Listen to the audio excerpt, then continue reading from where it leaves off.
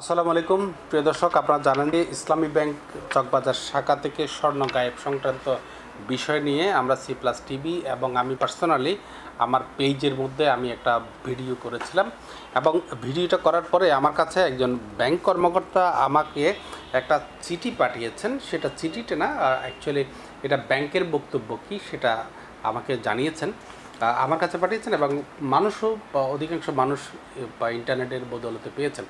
আমি বিষয়টা নিয়ে একটু কথা বলতে চাই। এই বিষয়টা আমি শুধু ব্যাংকের কথা না, ব্যাংকের কথার পাশাপাশি আমরা কেন জানি মনে হচ্ছে আপনার লকার সিস্টেমটা ট্রান্সপারেন্ট না হওয়ার কারণে এখানে আমরা কতগুলো ডাকাত পালার সুযোগ করে দিচ্ছি।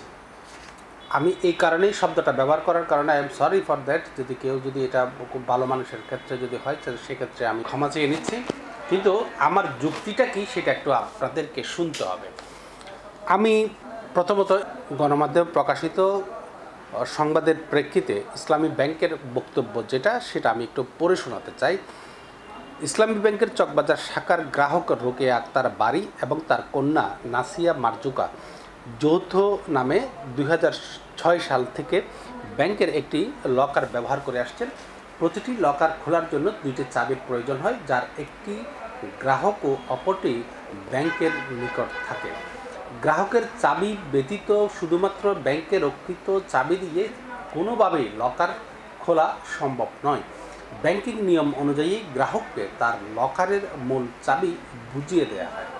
লকারে রক্ষিত মালামাল ও তার পরিমাণ সম্পর্কে একমাত্র গ্রাহক ব্যতীত ব্যাংকার কিংবা অন্য কোনো ব্যক্তিকে জানার সুযোগ নেই। এই বিষয়টা নিয়ে আমার কথা আছে। আমি এই বিষয়টি নিয়ে বেশ কয়েকজন ব্যাংক কর্মকর্তার সাথে কথা বলেছি যে আমি আজকে যে ভিডিওটা করতে যাচ্ছি সেই ভিডিওটাতে আমি জানি ব্যাপক মানুষের আগ্রহ আছে। এই আগ্রহের কারণ হচ্ছে নিজের মাল আমানত, নিজের সম্পদ রক্ষা করার সবার মধ্যে একটা টেন্ডেন্সি কাজ করে।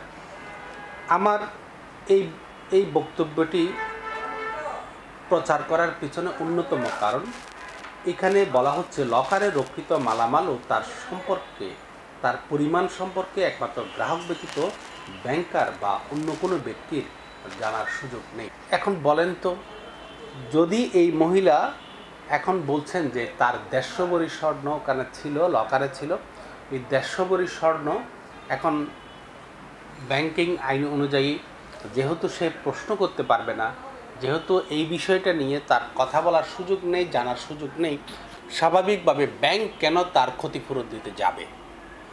আর মানুষ কেন লকারে টাকা, লকারে স্বর্ণ, লকারে তার দ্রব্য বা যা কিছু ধন সম্পত্তি আছে সবগুলো রাখতে যায়? এখন মানুষ তো রাখবেই, যেহেতু তার ঘর নিরাপদ না হতে পারে, ডাকাতি চুরির সম্ভাবনা থাকে। স্বাভাবিকভাবে মানুষ লকার ভাড়া করেই রাখে, কিন্তু ব্যাংকে বছরে ভাড়া দিয়ে তারা একটা লকার ভাড়া নেয়। এখন আমার কথা হচ্ছে রাষ্ট্র কী করে? আজকে এই ঘটনাটা না ঘটলে আমি হয়তো জানতাম না এটা আসলে কি। লকার আমি কেন নিব? লকারে আমি যদি নিই সেক্ষেত্রে এখন বলা হচ্ছে যে তাদের মানে লকার রুমে সিসি ক্যামেরা রাখার নিয়মও নেই। এখন সিসি ক্যামেরা না থাকলে আপনি কেমনে বুঝবেন এই মহিলার কথা সত্য নাকি ব্যাংক কর্মকর্তার কথা সত্য? এখানে বোঝার বা প্রমাণ করার কোনো ওয়ে নেই। এখন ওয়ে না থাকলে আমরা এতগুলো মানুষ আমরা কি মেসেজটা পেলাম? আমি আপনাদেরকে একটা বিষয় বলতে চাই, সেটা হচ্ছে বর্তমানে ব্যাংকের এই যে লকারগুলো অধিকাংশ ক্ষেত্রে ভাড়া নেয় হচ্ছে সরকারি কর্মকর্তা এবং কিছু পেশাজীবী মানুষ, যারা এত বেশি বিভিন্ন ওয়েতে টাকা ইনকাম করেছে, এই টাকাগুলো তারা আয়কর রিটার্নে দেখায় না। তার আয়কর রিটার্নে দেখাবে না, কিন্তু তার এত বিশাল বিশাল স্বর্ণের আকার,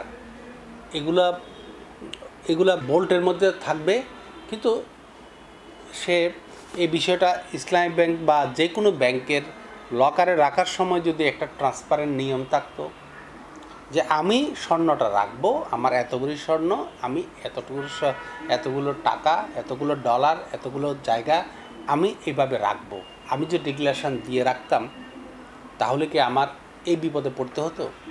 এখন বলা হচ্ছে 150 ভরি স্বর্ণের জন্য আমি 2 লাখ টাকা ইন্স্যুরেন্স পাবো। এই ধরনের কথা, এই হাস্যাস্পদ কথাগুলো কি শুনতে হতো? আমার কথা হচ্ছে, দেশে কিন্তু এখন কিছু ডাকাত আমরা ইচ্ছাকৃত সার্টিফিকেট দিয়ে লালন পালন করি।